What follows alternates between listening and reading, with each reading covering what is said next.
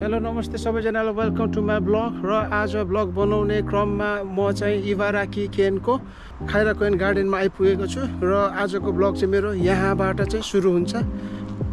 अब हेर्दै जाउँ अगाडि के देखिन्छ।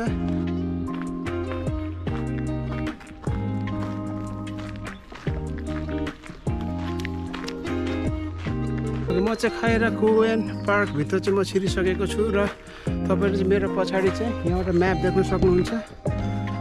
यो चाहिँ यो पार्क एरियाको चाहिँ यो म्याप हो। म तपाईहरुलाई चाहिँ यो बाटोबाट लान्छु र अगाडि के देखिन्छ तपाईहरुलाई म चाहिँ आज ब्लगमा चाहिँ देखाउँछु।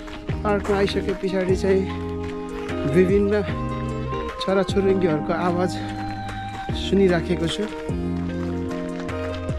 अब यहाँबाट चाहिँ यो कुसन नाचु स्प्रिङ भएको ठाउँमा चाहिँ हामी जान्छौँ।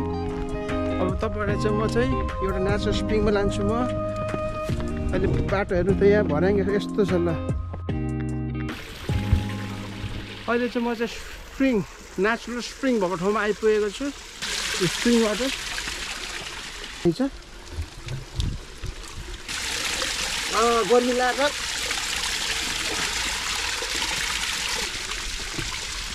यो अघि एकदम गर्मी भएको थियो र त्यो चिसो पानीले चाहिँ मुख धोइसकेपछि एकदम शीतल भएको छ मलाई। अब पिउन चाहिँ मनाइ छ। र अब यो थकाइ लाग्दाखेरि चाहिँ यहाँ बस्ने ठाउँ पनि छ गाइज होइन, यहाँनिर चाहिँ बस्नु पनि सकिन्छ। र यो एकदम मैले खतरा रुखदेखि मैले यो रुख है बढेमानको रुख छ यहाँ। अहिले यो मेरो पछाडि जुन देख्नु भएको रुख छ यो चाहिँ 800 वर्ष पुरानो रहेछ। यहाँनिर चाहिँ 800 वर्ष पुरानो भनेर लेखेको छ।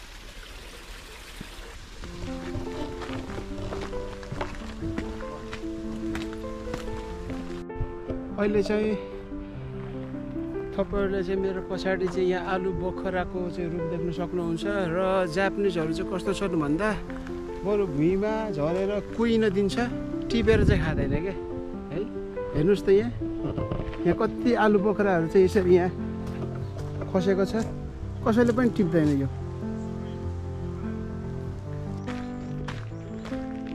चाहिँ अहिले आलु बोक्राको बगैँचामा आइपुगेको छु म।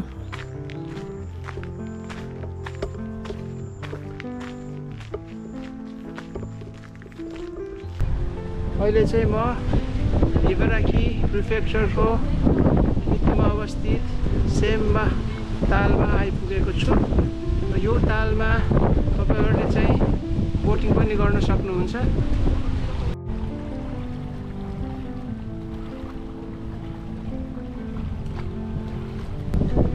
आजको ब्लग चाहिँ मेरो यही अन्त्य हुन्छ। आशा गर्दछु तपाईहरुले चाहिँ मेरो ब्लग मन पराइदिनु भयो होला।